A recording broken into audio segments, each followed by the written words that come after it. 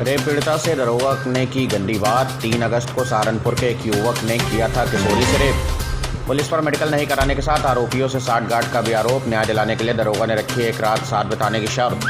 पीड़िता ने दरोगा की शिकायत एसएसपी से की। एसएसपी ने जांच एसपी सिटी को सौंपी।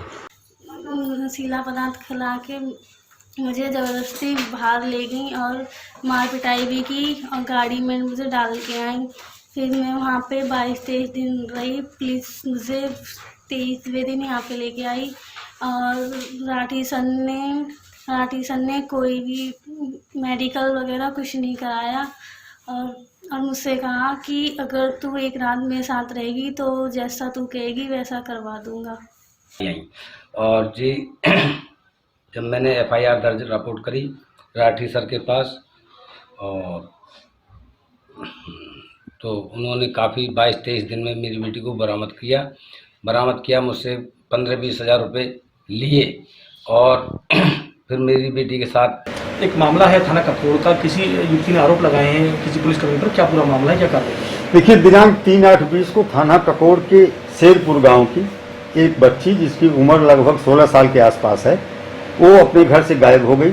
7/8/20 को लगभग 4 दिन बाद उसके पिता के द्वारा 363 का एक मुकदमा बनाम अज्ञात पंजीकृत कराया गया, जिसमें उसने लिखाया कि उसकी 15 साल की बेटी घर पर नहीं मिली है और वो गायब है। इसी बीच पुलिस लगातार इस प्रकरण में लड़की की तलाश करती रही। दिनांक 26/8/20 को वो लड़की अपने परिवारीजनों के साथ थाने पर आई, जहां पर उसने अपना 161 का बयान दर्ज कराया।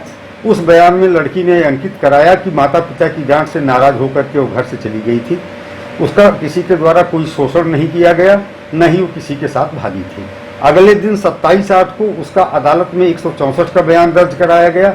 उस बयान में भी जज साहब के सामने उस लड़की ने अपने बयान में कहा कि मैं माँ बाप की डांट से नाराज होकर चली गई थी और मैं स्वतंत्र जीवन अपने हिसाब से जीना चाहती हूँ। इसके बाद लड़की माता पिता को सुपुर्द कर दी गई और अगले दिन 29/8 को इस मुकदमे में विवेचक द्वारा जो राठी हैं अंतिम रिपोर्ट लगा दिया गया इस आधार पर। कल वो लड़की मेरे कार्यालय में आई। उसने कतिपय आरोप सब इंस्पेक्टर के खिलाफ लगाए, जिनकी प्रथम दृष्टया जांच जब हमने कराई तो तथ्यों की जानकारी हुई।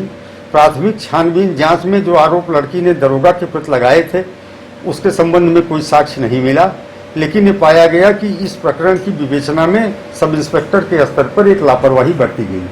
लड़की उक्त अवधि में 3/7 से लेकर के 26/7 के बीच में कहाँ रही, यह विवेचक को स्पष्ट करना चाहिए था। उस स्थान की तलाश करनी चाहिए थी जिसके साथ रही थी, उसको भी लाना चाहिए था। भले ही लड़की ने मना कर दिया था कि किसी के साथ नहीं थी, लेकिन ये इन्वेस्टिगेशन का पार्ट होना चाहिए था कि लड़की कहीं न कहीं रही है और किसी न किसी के साथ रही है, और उस समय बयान के समय वो झूठ बोल रही थी।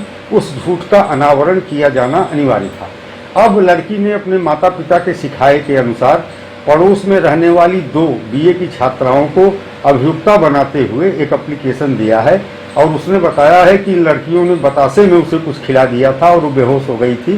फिर उसे पता नहीं कि वो कहाँ गई, और अब अपने साथ वो रेप की भी बात बता रही है और उन लड़कियों को अभियुक्त के रूप में पेश कर रही है। तो हमने नए सिरे से इसकी पूरी विवेचना क्षेत्राधिकारी के निर्देशन में प्रारंभ कराई है, ताकि ये ट्रेस हो सके कि उक्त अवधि में लड़की किसके साथ रही, कहाँ रही, और जिसके साथ रही उसका उससे पूर्व से कोई संपर्क संबंध था या नहीं था। तथा जो सब इंस्पेक्टर राठी हैं उनको हमने तत्काल प्रभाव से इस लापरवाही की वजह से लाइन हाजिर कर दिया है। फिलहाल जो आरोप लगाए जा रहे हैं कि सब इंस्पेक्टर ने उसको अपने साथ रहने की जो बात कही थी उसमें कोई तथ्य नहीं पाया गया। ऐसा प्रतीत होता है कि इन नई लड़कियों को फंसाने के इरादे से जो उसके पड़ोस की 2 लड़कियां हैं, एक कहानी उसके द्वारा गढ़ी गई है ताकि सनसनीखेज तरीके से इसे प्रस्तुत किया जाए और उस पर फिर पुलिस ज़्यादा एक्टिव हो।